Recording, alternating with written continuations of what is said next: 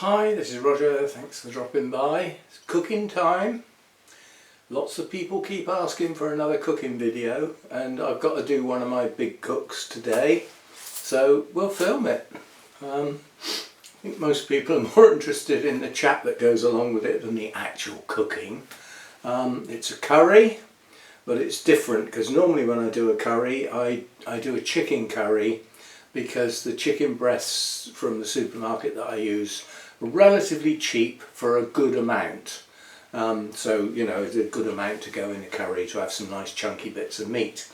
Unfortunately, they must have changed suppliers so that they can keep the cost the same but probably make more profit. And all the reviews of their chicken now basically have gone down from like 4 stars to 1 or 2 stars, basically saying that it's chewy, it's full of water and gristle, and some people actually said inedible. We actually threw it away.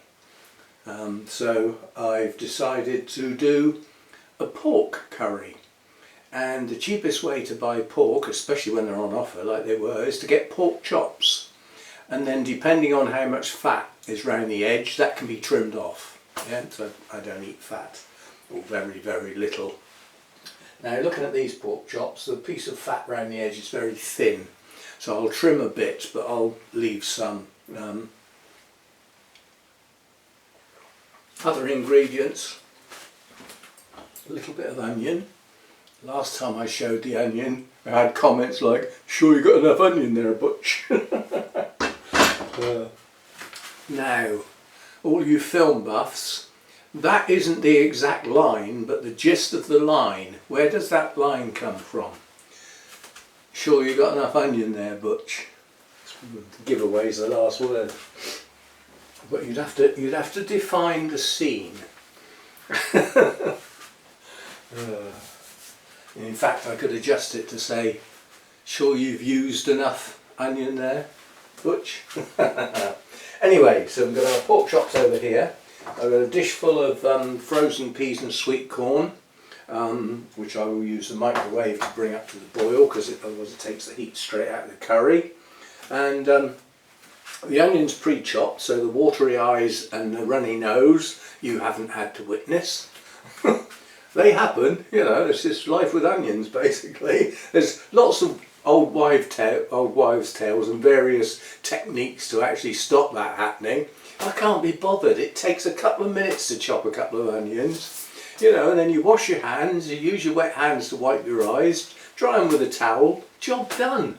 You know, it's a couple of minutes. It's not like my eyesight's going to be lost or my eyes will fall out on the floor. It'll be fine. So that's done. We also have some potatoes here to chop up.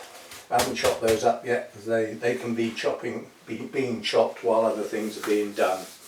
Now this is a timing thing. I'm trying a new wine. And I was actually attracted by the flashy label. But when I used to be really into wine, when I had money and I could sort of afford what I wanted rather than what I'll just have to have, I can remember the wine competitions, especially in France. It's mainly French red that I drink, but I've got into Spanish and some Italian as well, so I've varied now. But this one got 90 points in, what was the competition? It was the, I can't read it, the writing's too small. They obviously don't want me to read it, do they? But 90 points out of 100 is pretty good going. So I was attracted by the flashy label. Having tried it, I like it. So I've added some more bottles into my next shopping. Because what I suspect has happened, this is on offer, it's come down from quite high, which I probably wouldn't afford, but it's been brought down to a very, very reasonable price.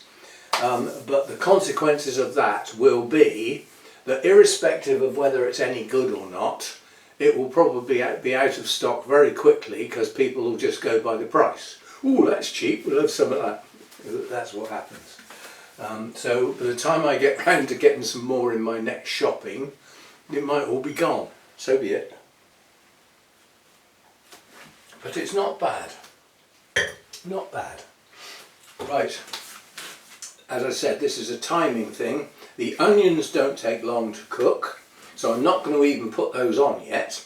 What I do need to do is bring the kettle back to the boil and get the potatoes done, because they're going to take 15 minutes. And while they're doing their thing, basically we will get the rest of the stuff done. The pork is going to be cut up into small pieces and pan fried. That's going to take a couple of minutes. That's not going to take long. The onions take a couple of minutes. The potatoes are what's going to be the hold up basically. So I need to get those on first. And the cheapest way, in my opinion, to boil water is with the kettle, not on a flame on the gas cooker. There's a lot of heat goes up round the side of the pan. Keeping the water hot on the gas cooker, that works okay. But we'll bring the camera over a bit, because it's some really interesting stuff watching somebody chop potatoes. You can always go and watch some paint dry if you like. Someone here. Where's me board? There we go. But at least this is in the light. I'll bring the pan over here. I can cut these up and go straight in the pan. Now I like chunky pieces of potato in a curry, so I don't cut these up too small. Just basically into nice sized chunks. This is probably not the best knife to cut potatoes with. It's, I know it's going to sound daft, but it's too sharp. But yeah, we will get some potatoes chopped up.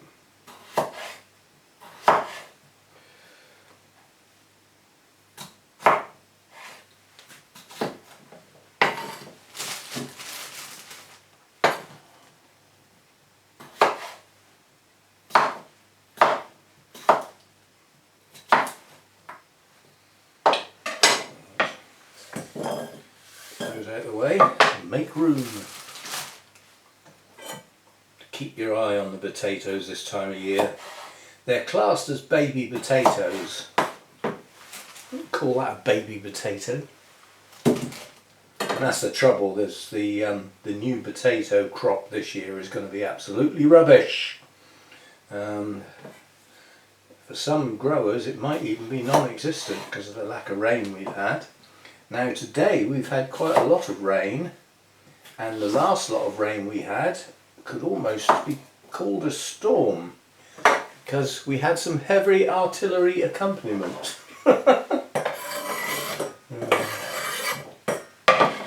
Yeah, so we had a bit of a storm blew over, pretty heavy rain, and some good sized lengths of thunder to go with it. So I haven't heard thunder for flipping ages. I think we might have had a storm in the winter that had thunder with it, but it's not a frequent occurrence down here on the south coast. We just don't get the bad weather. But we do get the drought. We do get that, that's for sure. And as I say, there's a lot of the stuff that we do grow in this country is going to be in short supply this year when we come the autumn. We've just announced the fact that the energy prices will go up.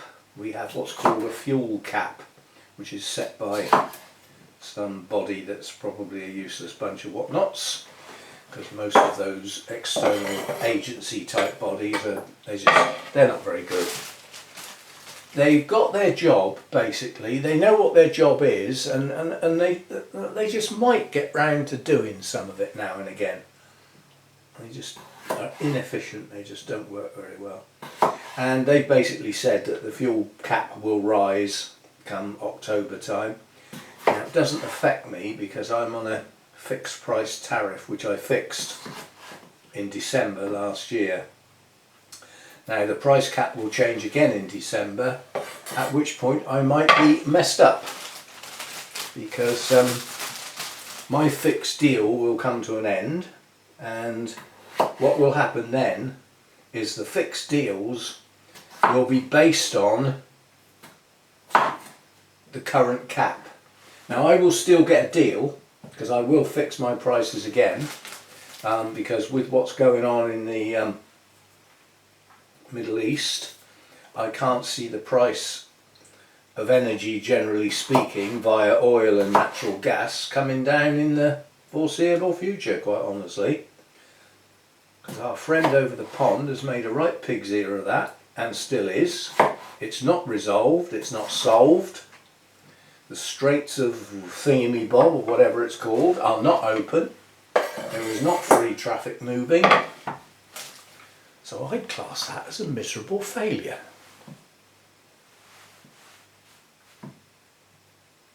The only goal that is possibly achieved is stopping Iran having a nuclear weapon. I'm sure if they wanted one that bad, they could buy one in. There are several unscrupulous countries that could supply them, but whether that would ever happen or not, I don't know. Right, so we've got some chunky chopped potatoes in a pan. That's now going to have boiling water poured on it and brought back to the boil. And that's before I've finished the bottle. Yeah, so I will get caught out with the energy, but I've had a year well below the rising price cap. So I've had a year's worth of relatively cheap energy, so it was well worth fixing my price back last December.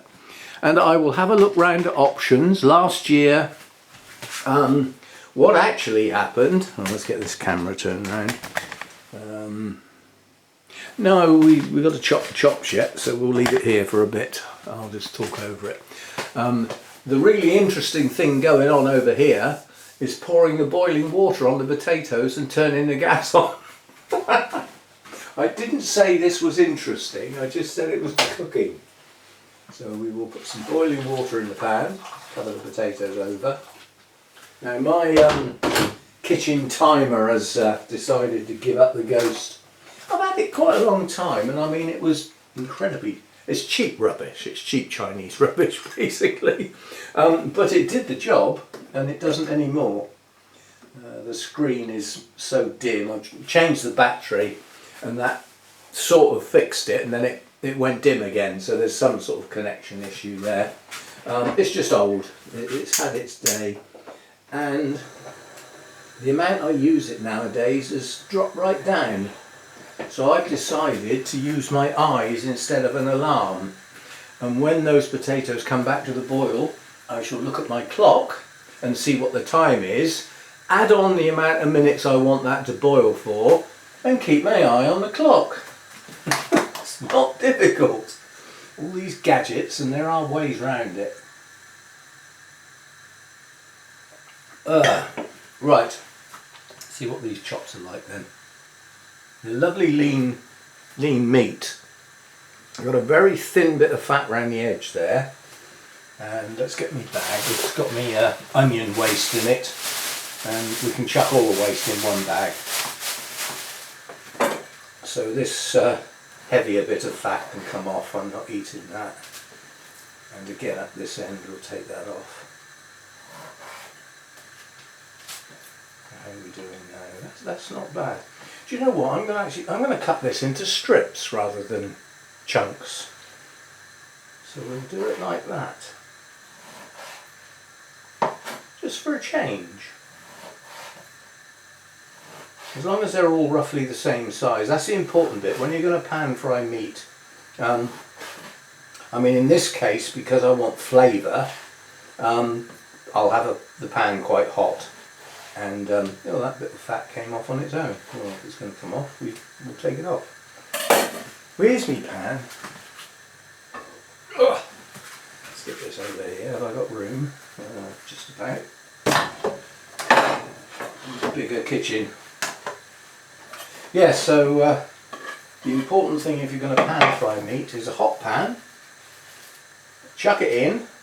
Don't put too much in at once or it will chill the pan and defeat the object, because, whoops, chucking the rubbish in the pan and chuck good stuff in the bag.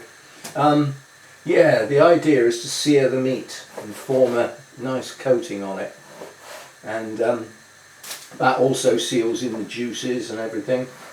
and does the job. But if your pan's not hot enough, it won't. And you don't want it too hot that you burn your meat. You want to seal it, basically. I think that's the expression that chefs use, seal it. Which basically means browning it on all its sides. You know, which is not difficult. Do you know, this is flipping good value here. I'm going to have more meat in the pan than I would have done if I paid for the chicken. The price of the chicken has gone up dramatically, whereas it was around £6 for the 3 breasts that I used to get. You have to look at the old video if you want to see that. And this had come down from £6.50 on offer to a £5. So all of this meat was £5. And I mean, what I would normally do with chops like this is I bundle them up in 2s, because one of these is not enough for a meal. It's a bit underweight. So 2 makes a nice meal. Bear in mind, I don't tend to have potatoes with my these types of meals anymore. That was one of the things I cut out of my diet. What are those potatoes doing? There's such a large amount of water and large amount of potatoes that will actually take a while to come back to the boil. But yeah, it's one of the things that I cut out with general meals, because I was thinking, like, you know, I've got a nice piece of fish here, I've got some peas and half a plate of potatoes, which is just a starchy thing basically. I mean, there is some goodness in there, but given the volume of the food, there's not a huge amount of goodness. So I cut the potatoes out, which basically means one chop on its own without potatoes is just not a meal. So I have 2, and when I get a pack like this, I pair them, put them into pairs, wrap them up in cling film and put them straight in the freezer. So when I want this sort of meal, either in the morning I get them out of the freezer and put them on the counter here to thaw out, or if I remember, I get them out the night before and put them in the fridge, and then they're thawed out by meal time the next day. They need to be thawed out. That's quite important when you're actually I'm going to do this in 2 lots, otherwise the pan's going to go cold. Yeah, if you get meat out of the freezer and you're going to pan fry it, it does need to be properly thawed out, because if it's not, what you think you're sealing the meat, when in actual fact you're sealing in what's stuff that's still frozen, which is not a good idea. Because once you seal the meat, you've got like a brown coating all round the meat. You can't see what's going on inside. And if it was still a bit frozen, it might not cook properly. Because you tend to cook, you know, pieces of meat this size will cook quickly. And they won't if it's frozen. Still frozen on the inside, so it's important to make sure it's thawed out. And I just do it by experience and the time it's taken in the past. You know, you work on what worked before will work again. I mean, when I get these pack of chops when they're on offer, sometimes I just put the whole pack in the freezer and think, you know, I'll do something with it when I get it out of the freezer, like this. But this hasn't been frozen. This is fresh. I wonder whether supermarkets are naughty sometimes, especially with fresh fish. Like when I have the shopping delivered, I usually have a couple of mackerel, and that's my oily fish, or a couple of salmon fillets. That's my oily fish contribution to the diet, because fish is good, and oily fish has got the omega-3 in and all sorts of other good stuff. It's very, very good for you. Basically, I wonder, a supermarket, you know, my supermarket's quite near the coast, but that's irrelevant. The coast here is not the supplier for that supermarket. There will be a central supplier somewhere, and I wonder, can they get fish fresh to all of that type of supermarket all around the country and still call it fresh? Or has it been frozen and thawed out and they're calling it fresh? Which could be incredibly naughty, because a lot of people get fresh fish and freeze it, and you're not supposed to freeze stuff twice. If you thaw something out of the freezer and thaw it out, that's it. You're supposed to get on and eat it. You're not supposed to freeze it again. It will say on the packaging, do not refreeze once thawed. So they think it's important enough, but I wonder, can they really get fresh fish to all of their major stores, because the smaller little local stores don't stock that sort of item. Right, so that's the meat cut up.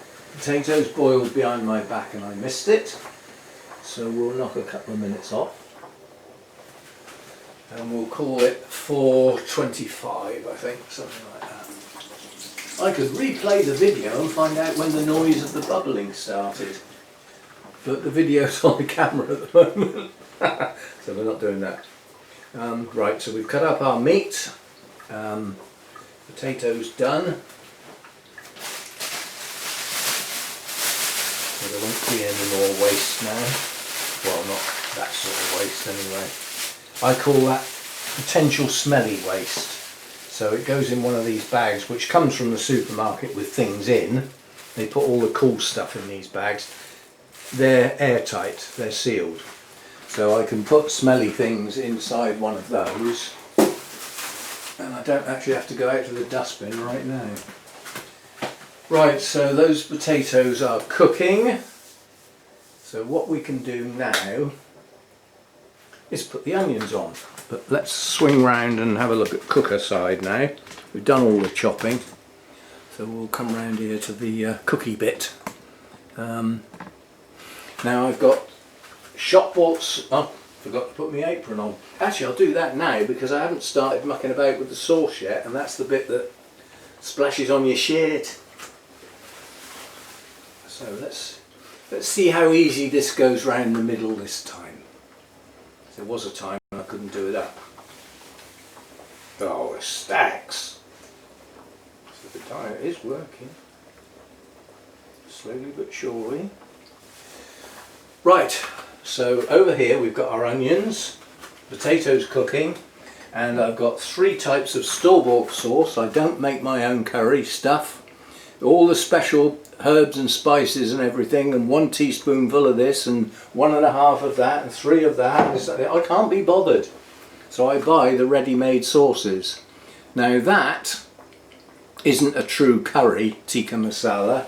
That was invented by a guy from India, I believe, that came over here and opened a curry house. This is in the early days when the English people used to turn their nose up at curries. And so he invented tikka masala for the English palate, and people love it.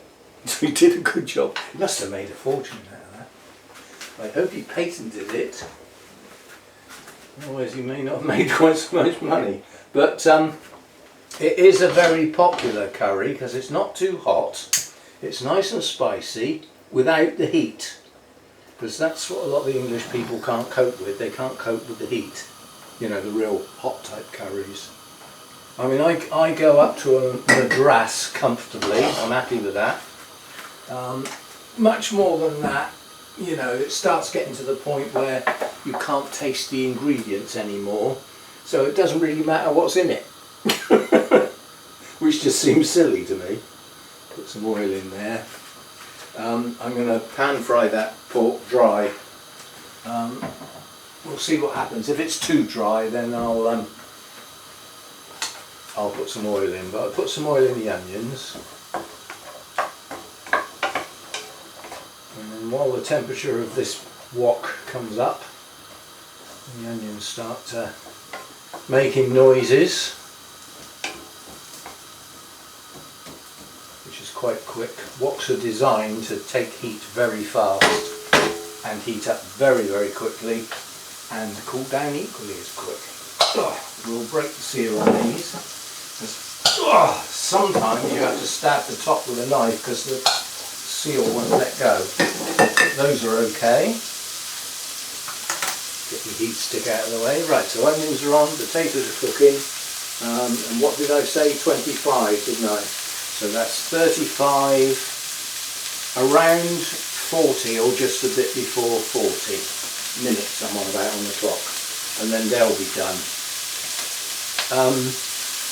Once the onions are done, I will put the sauce in the wok and turn the heat off, and then we can pan fry the pork and get that in, and then we're just waiting for the potatoes, and I'll boil what water's left in the kettle and we'll get the peas and sweet corn going. In fact, I could do that now, couldn't I? There's enough in there. Yes.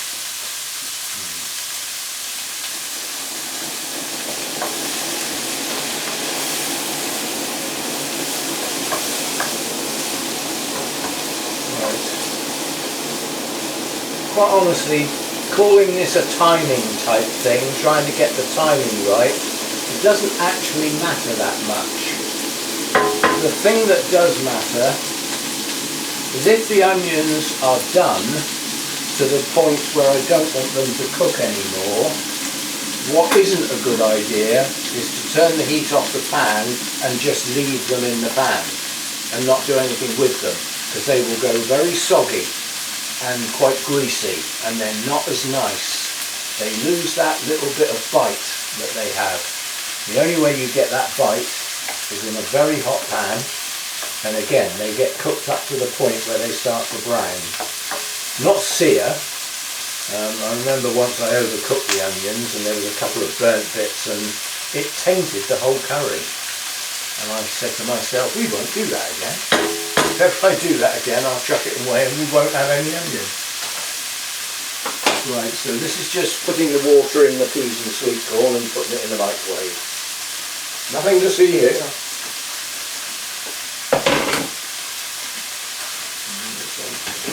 Again, using boiling water is a lot more efficient than trying to boil the water in a microwave, which is painful. Again, topping it back up again once it's boiled works okay. I wonder if I can get this round here a bit so that you can see the cooking and me. Trouble is it's quite low down, so you still can't see me, can you? No, that's not going to work. Well, it's a cooking video. The cooking's the more important bit. So we've had rain. I think I've had satisfactory rain to do the garden some good now. We've had several quite heavy showers today and one thunderstorm, so it's coming on. We're getting there. The microwave works an awful lot better if you turn it on. It's a good if you don't turn it on, you know, it's not as efficient. And I can't remember whether I actually wash my hands after handling that raw meat, but you should always do that. I mean, I won't be touching any other food. It's still a good habit to get into. Especially if you're a salad merchant and you like salads with your food. You don't play with salad after you've been touching raw meat. It's just not on. All sorts of things on raw meat that you don't really want to be eating. And cooking them gets rid of that. Right, those onions are just starting to catch now. So all I need to do now is look for some really big bits and chop them. Because although I like chunky onion, I don't like huge big mouthfuls of it. Yeah, that's okay. Right, so that's that. Now what we'll do is we'll turn it down a bit, because that's a bit ferocious.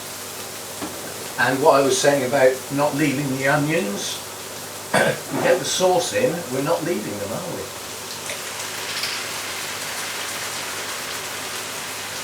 So you can see what I mean about splashing. We've already splashed the back tiles there, and some of that might have come my way if I didn't have my apron on.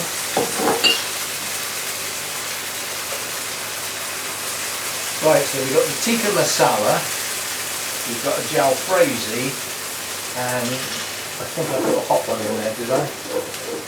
Yeah, there's a madras. So there's a combination of 3 types of curry there. One is a creamy, mildish one, that's the tikka. Madras is quite hot, and then the jalfrezi is a sort of in-between, more tomato-y type curry sauce. I mean, if you go to a proper Indian restaurant, you know, and order a curry, all of these curries are on the menu.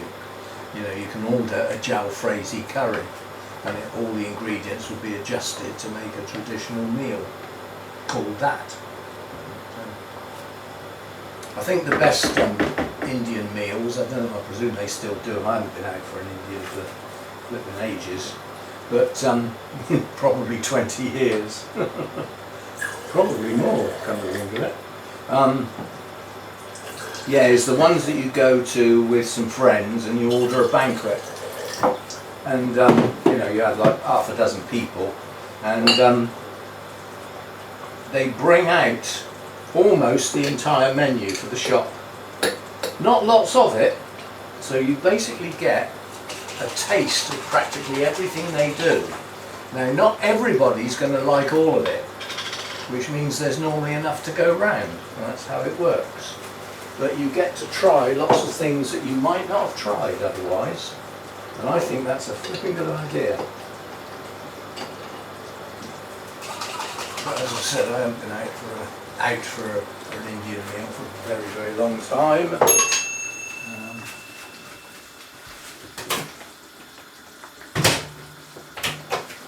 Not quite boiled yet. It's one of the penalties of living on your own, really. You lose touch with people. You know, I've ended up quite a long way away from my immediate family, my sister and that. But they go out to eat quite frequently, but they tend to go out for lunches. My sister's not very good at eating in the evenings. I think she might be a bit like me and falls asleep in the chair. But yeah, they tend to go out eat lunchtimes more than anything. Which I'm not so keen on. I'm not so keen on a big meal at lunchtime. That doesn't settle with me very well. But I have pulled forward my main meal of the day, which used to be about 5:15, tea time as I would call it. And I've brought it forward to much earlier in the day now. This is going to be a late meal, because obviously it's taking a while to prepare. Future versions of this will come out of the freezer as a portion and will take 10 minutes in the microwave. So what did we say? Just under 40. So those potatoes are done. But what we will do, because we don't want it badly undercooked, is we'll get a piece out. We won't have that piece, we'll have a different piece. We'll have one that's going to be obliging and stay on the spoon. Do as you're told. And we'll do a lot of huffing and puffing. And see if that's cooked.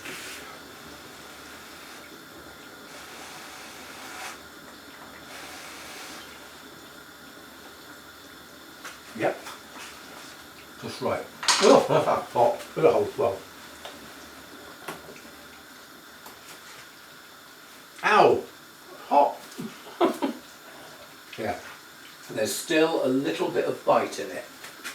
So it's I would probably give it another couple of minutes if I was putting it on a plate to eat as potatoes rather than mixing it in a sauce. So I'm just draining it at the moment, getting the worst of the water out. And then we'll leave it over here to steam.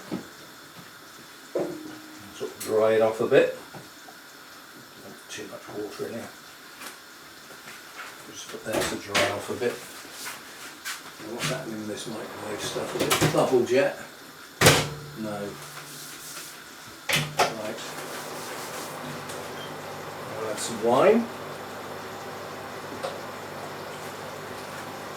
which is on the wrong side of the kitchen, really. And we will wipe those splats off while they're still soft.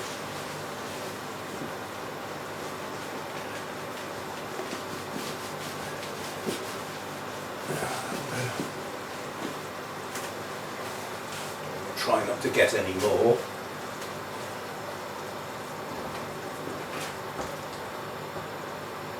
Right, so this is coming up to temperature now.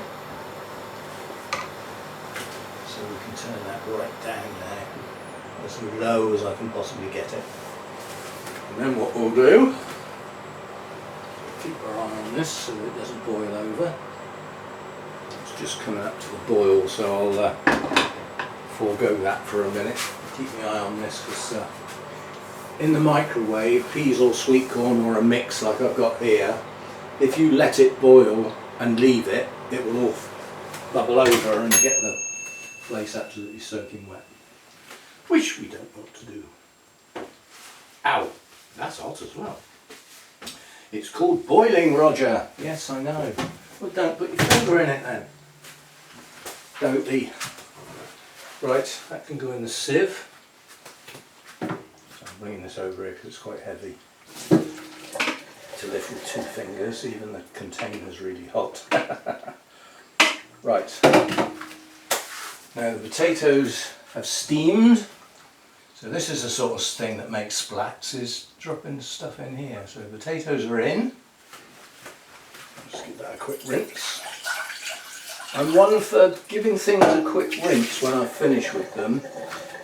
And then when I come to wash them up, life's a lot easier. You know, it's like this wok. You know, when I've got all of the curry out and I've put some on a plate for my meal tonight, and containered up all the rest of it ready for the freezer, I will rinse it under the tap to get the worst of it off, because otherwise tomorrow it'll be a hell of a job to wash it up. Right, so that's that. Sweet corn and peas, get that in. Now that's all the ingredients except the meat now.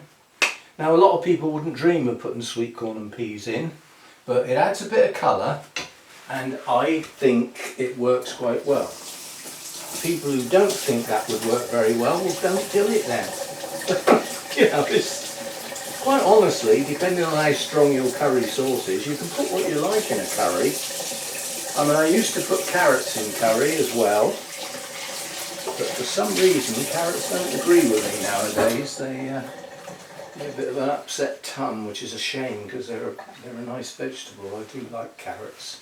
So I very rarely have carrots now. In fact, the last carrots I had were roasted carrots at Christmas, when everything gets roasted. Pays to stay out of the kitchen in my place at Christmas, so you'll get in the oven, you'll get roasted. No, Hannah and I have a whale of a time doing our Christmas dinner. We potter away in the kitchen, cutting things up, you know, wrapping things in foil and getting the oven on for the first time since the previous Christmas, because I don't use my oven except on Christmas Day. Getting all that going and thoroughly enjoying ourselves with good conversation, good food being prepared, ready for the big meal, which is gone in 10 minutes. I still wonder why we do it, but we do. Yeah, you spend all morning for a 10-minute meal. Wonderful. Right, which is the right one? This one. I don't ever use this side, very rarely. This is a double ring, it's got gas and then gas around the edge. It's quite a powerful ring, this one, that I want to heat. Now, strictly speaking, this pan should have been preheated, but I needed somewhere to put the half of the pork. Otherwise I've had to get another and what else are we going to need over here? We're going to need a fork, aren't we? Because we're going to need to turn these bits. This is going to be an interesting curry. Pork instead of chicken, and slices instead of chunks. So.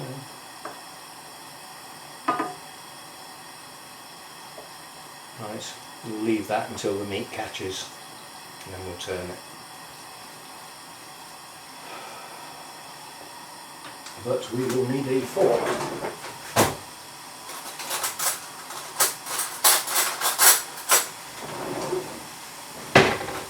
Actually, I might need need a knife as well, come to think of it, with a point on, so I can pop these over. But yeah, that pan should have been preheated, and that should have been thrown in and instantly started to brown. What happens if you do it this way, it draws the water out of the meat, or the liquid. Most supermarket meats have water added nowadays, so that you're paying for the extra weight, which is nothing more than water. But some of it is actually meat juices.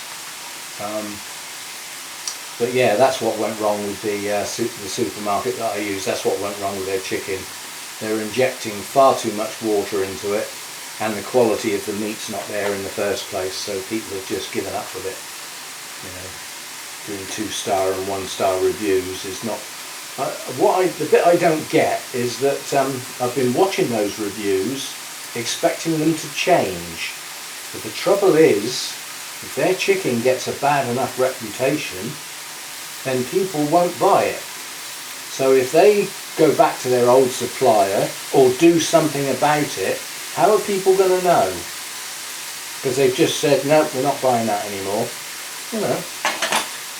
But yes, if this pan had been preheated, there'd be far less liquid, because that's the ideal of sealing it, to seal these juices in. But yeah, it's coming on. We'll get there. And these slithers, these slices, are thin enough that they will cook through quite quickly. And it's not frozen meat, so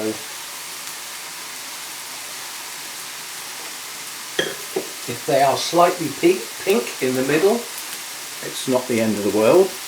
Whoops. Heating up my toaster here. Ugh. Yes, if they're slightly pink in the middle with pork, you shouldn't have really rare pork. I don't think that's a good idea. And it's funny, that's probably that's another old wives' tale I expect, from the days when they said, oh, you must cook pork all the way through or you'll get a tapeworm. Do people still get them in westernised countries? I doubt it very much. But yeah, an old wives' tale. I'm sure that meat nowadays is fine. You don't see people queuing up at the doctor's surgery saying I've got a tapeworm. I'm eating like a pig and losing weight.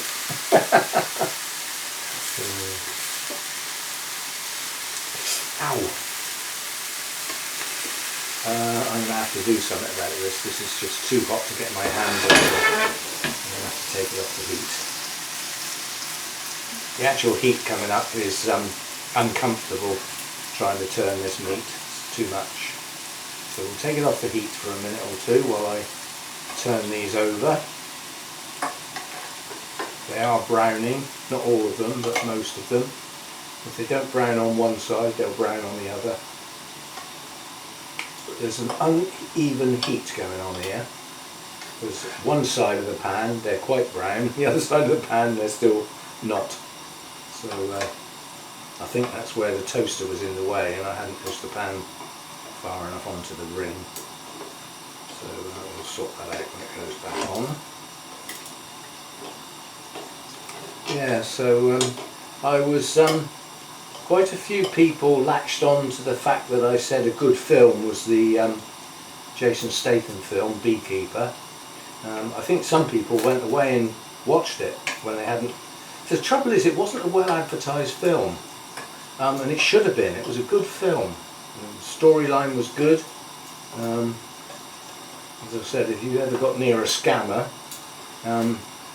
that film has the solution and tracks it right back to the top. And I suspect in that particular country, that's probably where it's deserved to be. Yeah, there's too many people nowadays that would prefer to steal, because that's what scamming is, it's stealing, money from other people rather than get a proper job and earn a living. They consider that their job. We are earning a living. You know, we're scamming people, we're stealing their money. And they don't know it's being done, a lot of them. I mean, I know I'm old, but I do feel sorry for older people that haven't got the computer literacy, that haven't got the savvy to actually work out what's going on. I feel sorry for people like that because they're caught up in it nowadays. Yeah, there's quite a lot of liquid coming out of this. I might have to do a review. It's as bad as the chicken. So what I'm going to do, I would normally just tip the meat into the sauce. I'm going to take the meat out, the stuff that's quite brown first, and then I'm going to empty this liquid before I put the next lot of pork in. And then the pan can dry off a bit, whoops, and then perhaps the next lot will seal a bit better. But as I said, a little bit of pink in pork is not the end of the world nowadays. I would never cook pork as rare as I would beef. I like my beef medium rare, not really rare, you know. And remember a lovely expression a comedian said, "How is the beef, sir? It's incredibly rare. A good vet would have this back on its feet." It's just a thought. Just the thought. A good vet would have this back on its feet. No, I don't like it that rare. The thing is, with steak, it's a meal that I quite like fries with. And if you've got a rare steak on your plate, it will leak. And the meat juices, often resembling blood, which it basically is, runs out all over the plate and makes your chips soggy. So I'm not so keen on that. I mean, nowadays if I had a steak meal here, which isn't that often, it's got too expensive really, I tend to have roast potatoes instead of fries. Don't have fries that often now, they're very fatty. God, this is hot. We'll take this off because I don't want to burn the pan. If you get a pan like this too hot, it is capable of breaking the non-stick function.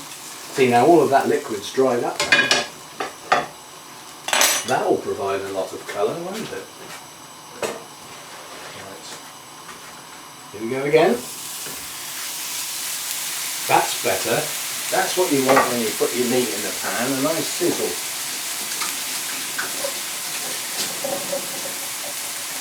And then, because I touched the meat, wash the hands.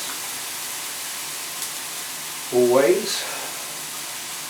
Now what are we today? Thursday I believe it is. We got quite a few items coming up for the Sunday chat, and I'm getting a bit forgetful. There's things I want to say, and I'm starting to sort of write down the topics. And that's not a menu, it's not a script, it's a reminder. And I won't have it under my nose when I'm doing the Sunday chat. It will be something I will have a glance through before I start to remind me of the things I wanted to talk about. You know, is it things like the eclipse? You know, that's not orchids. It could have been something I could have completely forgotten. So yeah, I'm starting to jot down items that I'd like to talk about in the Sunday chat, so they don't get forgot. Now we've got some nice splats all up the back here again. That's where the potatoes went in, I expect. There's a bit of water.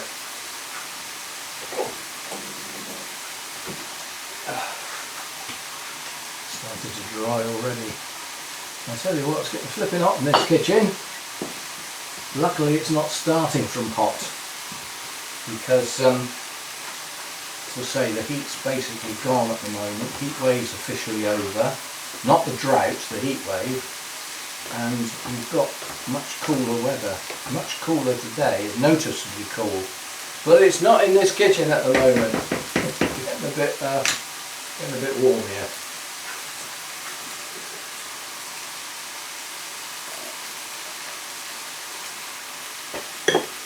But yes, the A31, main road between Bournemouth and Southampton, but is often on the national news. It's causing such flipping chaos as local businesses are missing out on their peak holiday trade. Places like pubs and restaurants where traffic's not going past and stopping because the road's closed. The traffic can't get there anymore, and it's taking detours and blocking up country roads. It's causing flipping chaos. And now that they've got in there and inspected it, the Highways Agency, which will be responsible for all the repairs, have realised that there's 1,500 metres worth of boundary fencing that needs replacing because it's burnt, basically. And that has to be done before the road can be opened, because that keeps the forest animals, like the ponies and the cattle, behind the fence and not on the dual carriageway at 70 miles an hour. That's important. A lot of people would probably think, oh, we don't need the fencing, the animals aren't stupid enough to go on the road. Yes, they are. And then you've got deer who get on the road because they don't care about fences, they just jump over. Especially if they're in a bit of a panic.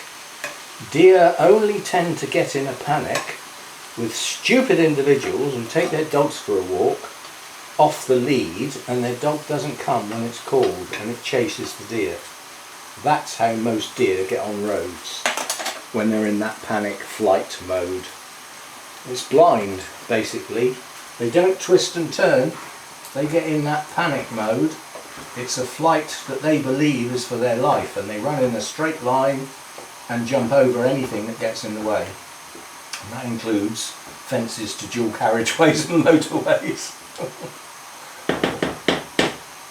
But I think that the animals won't be in that area for an awful long time, because why would they want to be on a totally charred landscape with no greenery?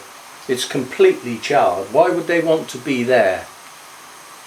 So I don't think there would be any animals along that section, but safety and everything, they've got to do it. There's barriers that have gone.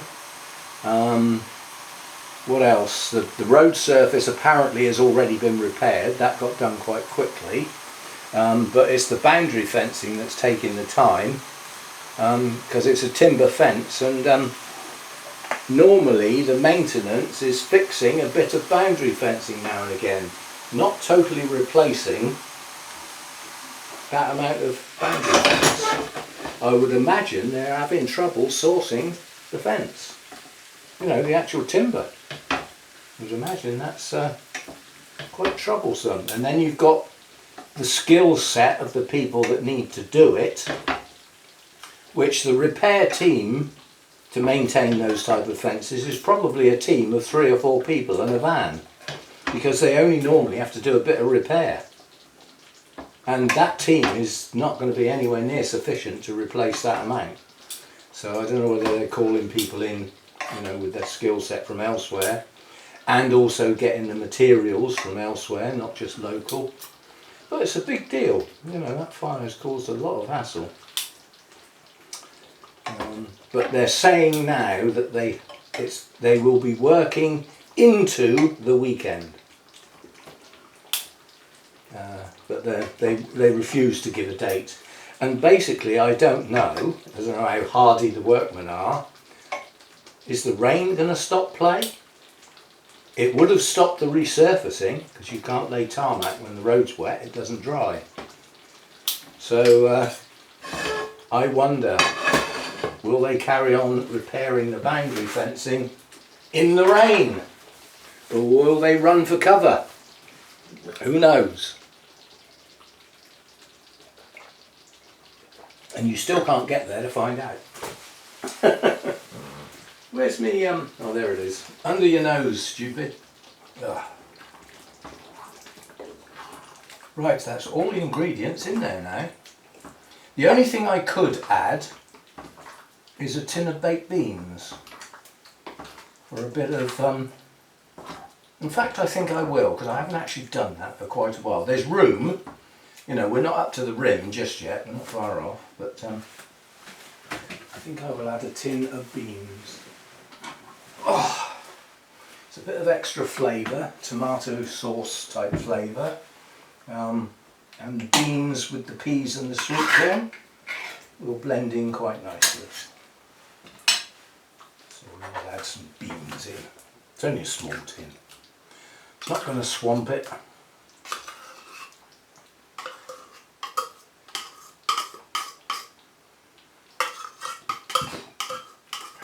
There we go. That's that.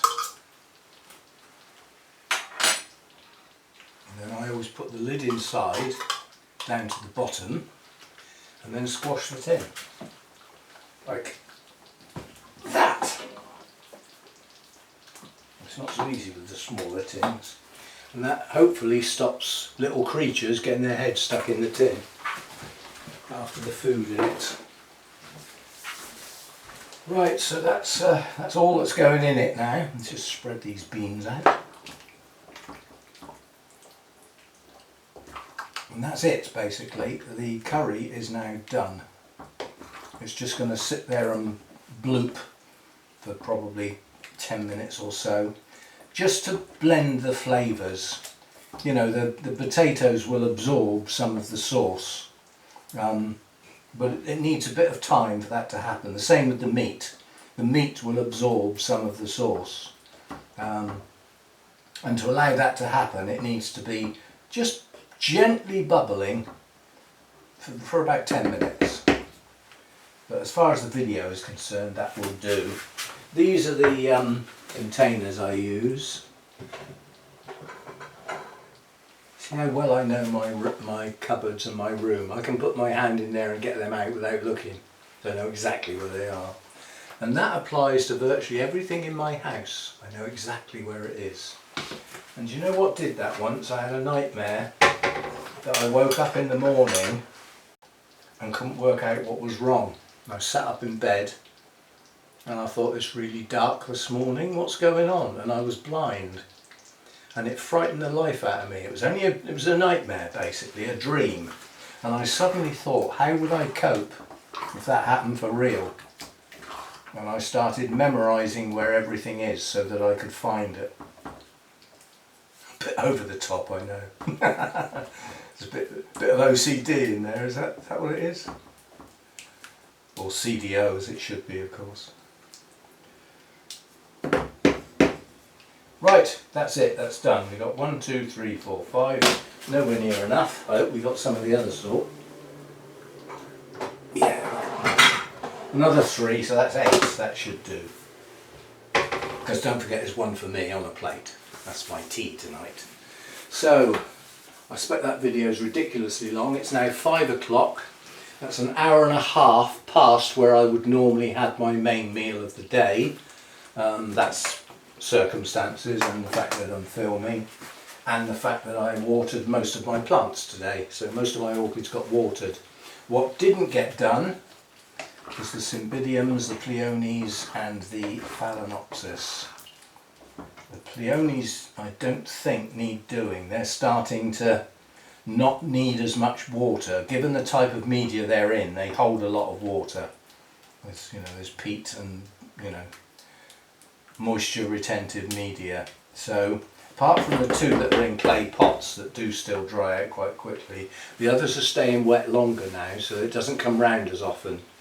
The Cymbidiums should be done tomorrow.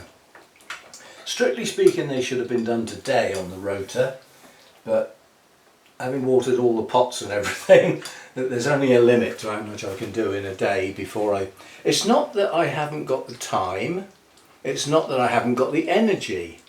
The boredom factor sets in. It's just I'm watering plants, pick up a plant, pour water in it, put it back.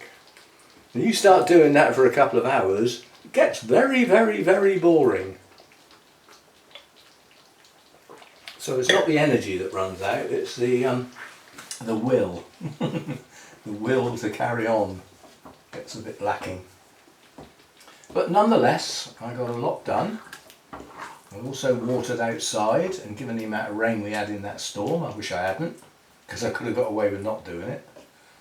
And as I was going round watering, it was a hose water today, so none of the garden needed doing, it's only the containers really. And as I was going round, I was looking at the containers, quite a few of the bonsai were still wet. So it's getting to that time now with the cooler nights and the shorter amounts of daylight hours where they're not using the water so much and the heat's dropped right down. So we may start being able to water every other day instead of every day. So yeah, the only thing left to do is to portion stuff up and finish the wine. Now, as I've said before, it amazes me why people enjoy these videos, but apparently you do. So as long as people enjoy them and watch them, that's the important thing, then I will make them. But I don't do that much variety. I might start, as the cooking videos are quite popular, what do you think? I always like to leave a question at the end that might encourage more people to leave a comment, which helps the channel. Believe it or not, the comments actually help the channel. Number of under a particular video, along with the views and the thumbs up and all that. But yeah, I might start filming what I call my fast meals. So like my mackerel meal. You know, I mean, that's just some pan-fried mackerel and a choice of 1 or 2 vegetables to go with it. It's a very simple meal, and it will be a very quick video, but it's still cooking, isn't it? You can still have a quick chat while we're at it. Not a big long one like this. But I'm being a bit careful today because it's Thursday. I know that I'm getting quite close to the Sunday chat, and I didn't want to include things today that I'm saving for the Sunday chat. I mean, we've got to have a word about the saga on Sunday, although I don't think there's an update. Well, there might be. Circumstances change, but yeah, we have a saga going on. And I'm saying that there are events within this saga progressing, going along, and I've still yet to reveal what the saga is. And I'm not going to until it ends. When the saga is over, I will tell you all about it and start at the beginning and come forward. That'll be a long video. Not too keen on sagas. That, you know, it's events that won't end, basically. That's what a saga is. It's an event that won't come to a conclusion. And this one won't at the moment, but I am working on it. And we shall see.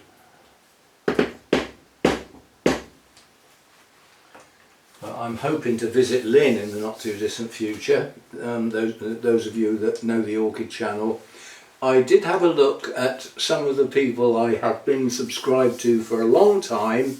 I revisited their channels. Lynn hasn't posted a video for 2 years. The other person at the Wessex Orchid Society, that was a YouTuber, hasn't posted for a long time, and they only used to post every 3 or 4 months anyway. So they dropped out. Lynn hasn't posted for ages, but then she's got puppy fever. Having bought a puppy that's a Looney Tune, you got certain pets are Looney Tunes and others are cool and calm and collected. It's cool. It's easy going. I'm okay. And others are round and round and round and up and down and she's got a Looney Tune puppy. And now on top of that, she's got a second puppy that's Mr. Cool. So you've got one of each now, plus the dog she already had, plus at least 1 cat. I don't know whether she's got 2 or... She's definitely got 1. What's the cat called? Baggins. And the dog that she's had a long time, the Spaniel, is Merlin. So you can see there's a theme here. That's completely blown by the new puppies, one of which is Gracie. And I've forgotten what the other one's called now, the new one. Yeah, whatever. But I'm hoping to visit Lynn in the not too distant future and film her growing areas and meet the dogs. I'm actually pretty good with dogs, even though I don't own one. I haven't owned a dog for 50 years. But I'm pretty good with dogs. I don't know, it's just I think dogs know when somebody has a commanding view of them. I mean, under normal circumstances, if I get a bouncy dog, I can go and it will stop. You've got to attract their attention and then make yourself known to them, being much taller than them. So you're coming down on them. You're not punishing them, you're just holding their attention, and they will normally stop what they're doing out of curiosity, if nothing else. It works, you know. It doesn't work with people. Do you know why it doesn't work with people? They're more stupid, not less stupid. Anyway, I'm going to close here with this video's bit. Oh crikey, this is over an hour. If you've watched this, I won't make a rude comment, but perhaps you ought to find other things to do. To sit watching somebody else prattling about in the kitchen for over an hour seems a little odd to me, but I'm going to end with the bit on the end. So there is still a bit more, but it's only about 2 minutes long, I think. Something I filmed earlier today. And I will see you in the next video, which won't be a cooking video. We will get back to the orchids. I don't know what it is yet. I will work it out. And I will see you then. Thanks for being here. Thanks for those who enjoy this sort of thing, even though I don't necessarily understand why. And I'll see you next time. Bye for now. When you go 65 days with no rain, this is a very, very pleasant sight. Okay, it's only going to be a shower and it'll be gone soon. But the difference is the garden has only had tap water, it's only had the hose. The tubs and the bonsai have been fed via the watering can. The garden itself has had nothing. Well, this is rainwater. This is what a lot of the plants get to live on naturally. So hopefully, you know, they'll start picking up a bit now, because they've just been doing nothing all through the summer. You know, just holding on, I think is the expression. But yeah, that was a hard shower. And then it'll be gone, and probably the sun will come out and it'll all evaporate. But yeah, as I said, when you've gone this long without seeing any rain, it's only in the last few days we've started to get rain now. I don't think it's going to be enough to do real good, you know, like for the farmers and the like. I doubt if it's going to do much for them.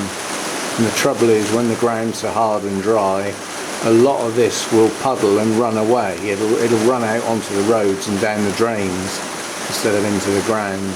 So, well, at least we got some. At least we got some. Appreciated.